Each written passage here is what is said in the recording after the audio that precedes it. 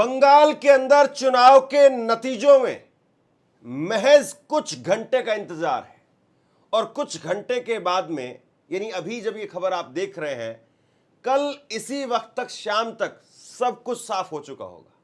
लेकिन सबसे बड़ा सवाल ये है कि जो एग्जिट पोल आए थे, जो एग्जिट पोल हैं, क्या वाकई इनकी चोरी पूरी तरह से पकड़ी गई है? देश के अंदर दो सबसे बड़ी एजेंसी उन्होंने अपने हाथ खड़े कर दिए हैं कि भैया हम एग्जिट पोल नहीं दिखाएंगे। और सबसे बड़ी बात यह है कि जो छोटी छोटी एजेंसी है, जो बीजेपी को बम्पर 200 पार तक लेकर के जा रही है, उनका जो सैंपल सर्वे आप देखेंगे तो 6 लाख से ज्यादा का सैंपल सर्वे है। 6 लाख का सैंपल सर्वे वो लेकर के आना, और वो भी चंद मिनटों के अंदर अंदर आप लेकर के आ गए, क्योंकि वोटिंग खत्म होती है और उसके बाद में एग्जिट पोल तुरंत शुरू हो जाते हैं। तो भैया ये मुमकिन कैसे है? सबसे बड़ा सवाल यह है कि क्या वाकई एग्जिट पोल की चोरी पकड़ी गई है? ममता बनर्जी ताल ठोकते हुए कह रही है कि 200 सीट जीतेंगे। हालांकि बीजेपी भी उतनी ताल ठोक रही है, बीजेपी भी कह रही है कि 200 सीट जीतेंगे। लेकिन किसके कहने में कितना दम है? जो कह रहा है वो जमीन पर कितनी स्थिति को भांप करके कह रहा है, या जो कह रहा है वो केवल और केवल हवा बनाने के लिए, या फिर उस हवा के पीछे, उस धुएं के पीछे कुछ खेल करने के लिए कह रहा है? ये सबसे बड़ा सवाल है। देखिए, आज की रात बहुत भारी रात है, इस बात को आप जानते हैं। लेकिन एग्जिट पोल को लेकर के संदीप चौधरी ने एक शो किया और उन्होंने एक सबसे शानदार काम यह किया कि जितने भी एग्जिट पोल सामने आए उनके हेड्स को वहां पर बैठा लिया, और उसमें जो उन्होंने सवाल पूछा और उसमें जब उनसे काउंटर में सवाल किया तो वाकई उनके पास में जवाब नहीं था। आप अपनी स्क्रीन पर देखिए जरा एक बार, ये बंगाल का एग्जिट पोल है। जितनी भी एजेंसियों ने एग्जिट पोल किया है, ये बंगाल का एग्जिट पोल है। और इस बंगाल के एग्जिट पोल में तमाम जो सर्वे एजेंसीज हैं, उनके अंदर अगर आप देखें, पोल्स ऑफ पोल्स में टीएमसी 135 पर सिमट करके रह गई, बीजेपी 152 पर पहुंच गई, और अन्य जो 7 है। क्या बंगाल का ये नतीजा हो सकता है? जितने भी लोग हैं, जितने भी मैंने पत्रकारों से बात की जो बंगाल में कवर कर रहे थे, उन्होंने कहा कि बंगाल हमेशा एक तरफा रहता है, या तो इस तरफ या उस तरफ, और इसीलिए लंबे वक्त तक वहां पर पहले लेफ्ट का गढ़ रहा, किसी को नहीं स्वीकार किया, और अब 15 साल से ममता बनर्जी का गढ़ है। और अब सवाल यही है कि चौथी बार ममता सरकार या अब की बार बीजेपी सरकार। और ये आप देखिए अपनी स्क्रीन के ऊपर, ये प्रशांत भूषण ने एक ट्वीट किया है और इसमें बहुत कुछ इसमें लिखा हुआ है। प्रशांत भूषण ने कहा कि हाँ, ये इसमें राजदीप सरदेसाई को जो है वो जवाब दे रहे हैं। राजदीप सरदेसाई ने लिखा था कि बहुत इंटरेस्टिंग इस बार ये है, बहुत रोचक इस बार ये है कि प्रदीप गुप्ता एक्सेस माई इंडिया वो अपना एग्जिट पोल नहीं लेकर के आ रहे हैं। इसमें जो है प्रशांत भूषण कहते हैं कि हाँ, वो सही बात है कि वो एग्जिट पोल नहीं लेकर के आ रहे हैं, लेकिन वो प्रशांत भूषण ने यहां पर कहा कि वो सच बोल नहीं सकते हैं, बीजेपी के सामने डरते हैं।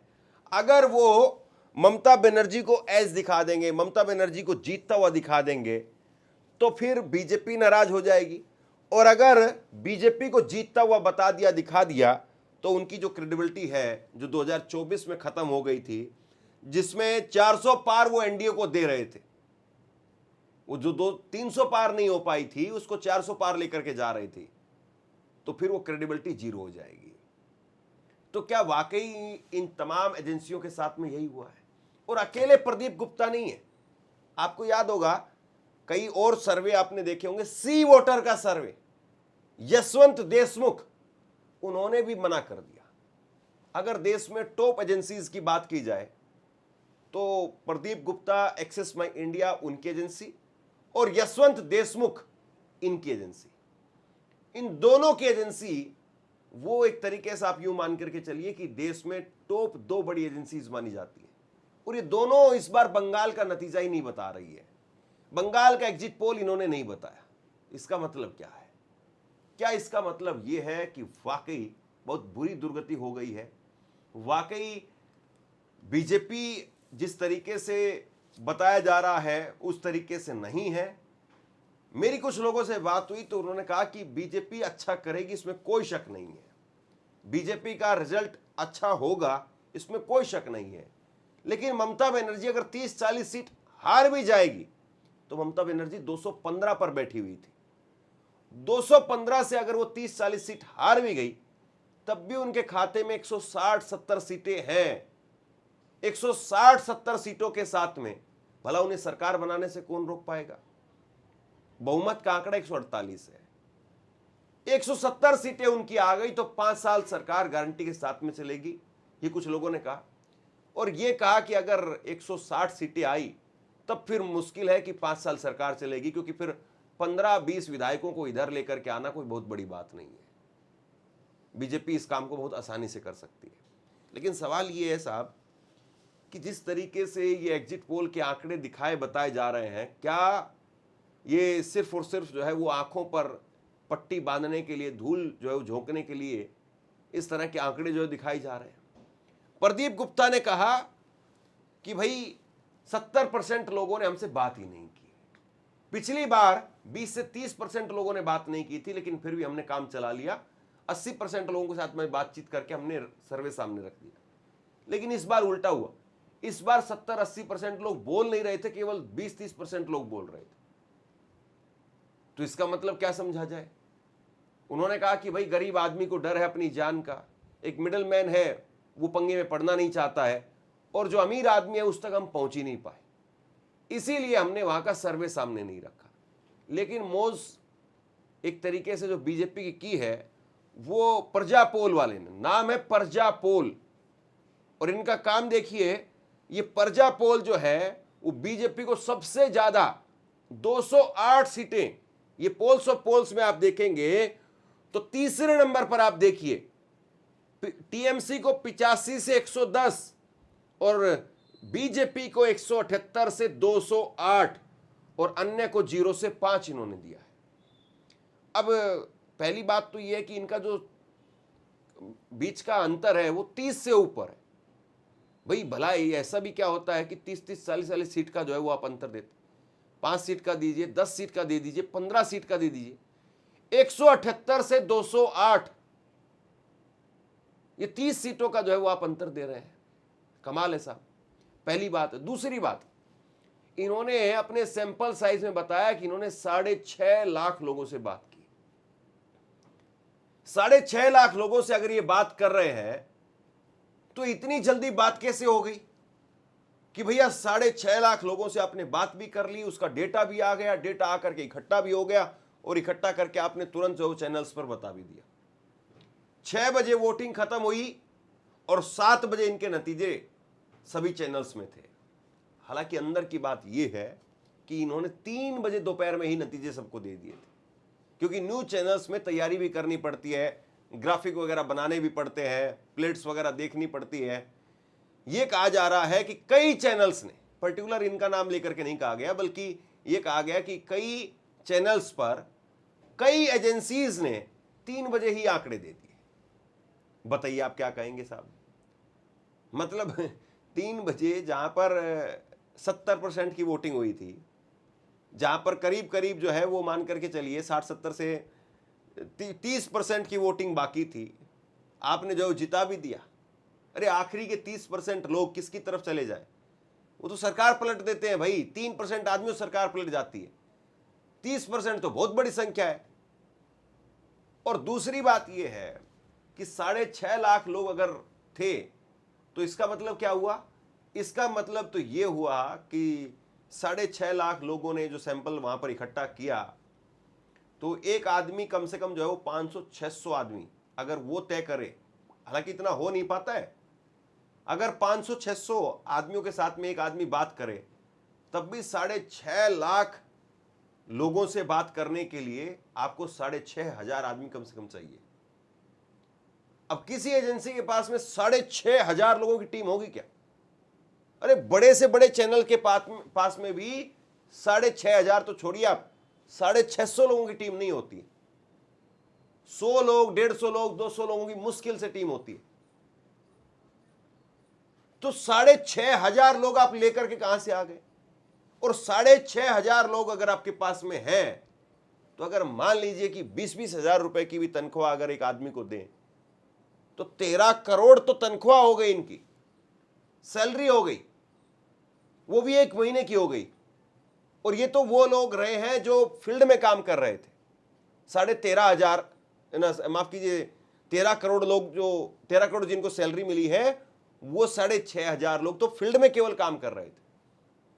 और एक आदमी मान लीजिए, हमने 6.5 लाख के हिसाब से अगर उसको तोड़ा, तो 6,500 आदमी बात करते हैं, तो एक आदमी के हिस्से 500 से 600 लोग आते हैं।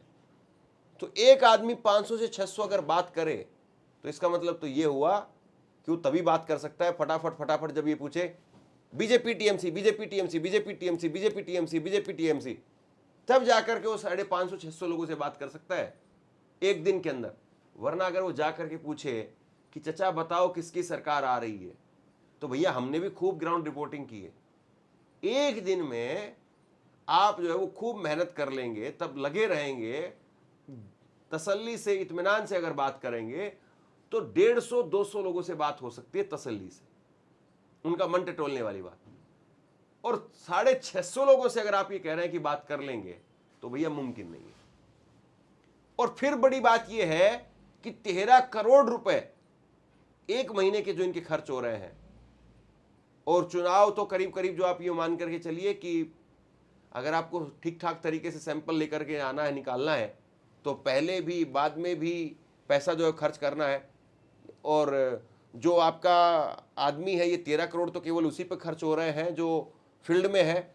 जो आपका आदमी न्यूज़ रूम में है या कहीं पर बैठा हुआ आपके रूम में है, आपके स्टूडियो में है, जो फैब्रिकेट कर रहा है उन सारी चीज़ों को जो आ रही है वहाँ से, उन सबको जो है वो इकट्ठा कर रहा है, और उसके बाद में उसको ग्राफिक के जरिए समझा रहा है, उसको भी तनख्वाह देनी पड़ेगी।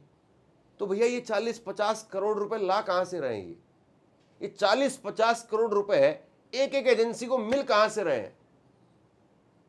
ममता बनर्जी ने कहा कि भैया ये स्टॉक मार्केट का खेल है, स्टॉक मार्केट जो है वो मैनेज करना है, और इसलिए अगर 100-150 करोड़ रुपए, 200 करोड़ रुपए अगर 5-7 लोगों में बांट भी दिया जाए, हालांकि ये तो सारी हवाई बातें हैं कि ये इनको 50 करोड़ रुपए मिलेंगे, ये बैठ करके आधे घंटे में 2 घंटे में तैयार कर दे मामला। मैं पर्टिकुलर एक आदमी का नाम नहीं ले रहा हूं, और ना किसी एक आदमी के बारे में कहना चाहिए, लेकिन सब जानते हैं कि इनकी क्रेडिबिलिटी क्या है। आधे घंटे के अंदर कंप्यूटर पर एक लड़का बैठाओ, और आजकल तो उसकी भी जरूरत नहीं है, आप एआई को जो है वो खाली इतना बोल करके दो, चैट जीपीटी को इतना बोल करके दो कि चैट जीपीटी 294 सीटें हैं पश्चिम बंगाल में, 148 बहुमत का आंकड़ा है, और कुछ ऐसा दिखाओ कि बीजेपी की वहां पर बम्पर तरीके से सीटें आती हुई दिखाई दे, और ममता बनर्जी वो आधे पर सिमटती हुई दिखाई दे, फटाक से वो दे देगा। फिर उसमें और थोड़ा डाल दीजिए आप चैट जीपीटी में, और बता दीजिए कि वहां पर जो जनसंख्या है वो इतनी है, उसमें ओबीसी की इतने हैं, उसमें दलित इतने हैं, उसमें महिलाएं इतनी हैं, वो अलग से निकाल लीजिए पहले एक बार अलग से कि पश्चिम बंगाल की पॉपुलेशन कितनी है, एक बार वो बोलिए। कुछ भी अपने तरफ से नहीं करना है। 10 मिनट में, 15 मिनट में, आधे घंटे में आप कहीं पर गाड़ी में बैठे बैठे चैट जीपीटी से बोल करके सारा काम करवा सकते हैं कि चैट जीपीटी ये बताइए बंगाल में जनसंख्या और उसका अलग अलग तरीके से अगर उसको कैटेगराइज करें, अलग अलग कैटेगरीज में अगर उसको बांटें, तो वो कितने लोगों की जो है कहाँ कहाँ पर आबादी दिखाई देती है, एक बार वो डाटा दे देगा। फिर उस डाटा को, उस डाटा के साथ में उसको बोलिए कि मैच करके दे दे कि कितने ओबीसी और कितने दलित ने, अब 294 में से अगर हम 200 सीटें बीजेपी को दे रहे हैं, तो कितने कितने दलितों ने और कितने कितने उन्होंने जो उस पर दिया होगा, आप वो भी कैलकुलेट हो जाएगा। यानी 5 करोड़, 15 करोड़, 20 करोड़, 50 करोड़ खर्च करने की जरूरत नहीं है। आप जो है वो एआई का, चैट जीपीटी का, आज के वक्त में तो वैसे फ्री भी आ रहा है, लेकिन अगर आप पेड वर्जन ले लेंगे, तो पेड वर्जन जो 20,000 रुपए में आता है, उससे आप चाहे जिस तरीके से बनवा लीजिए, मिनटों के हिसाब से, सेकंडों के हिसाब से तैयार करके दे देगा। तो ये कुल मिलाकर के जिस तरीके से खेल है, ये खेल किस तरीके से जो है वो सबके सामने आ रहा है।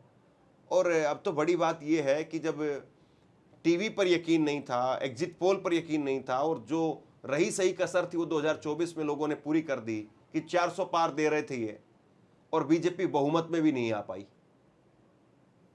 400 पार जो बताया जा रहा था कि 400 पार आएंगी, कुछ तो 450 तक लेकर के चले गए थे कि 450 सीट भी आ सकती, और वही सारे लोग टीवी पर बैठ करके फिर नहा धो करके फिर बैठ करके ज्ञान देते हैं। तो बहरहाल इंतजार कीजिए आज की रात का, और इंतजार कीजिए बस कुछ घंटे का।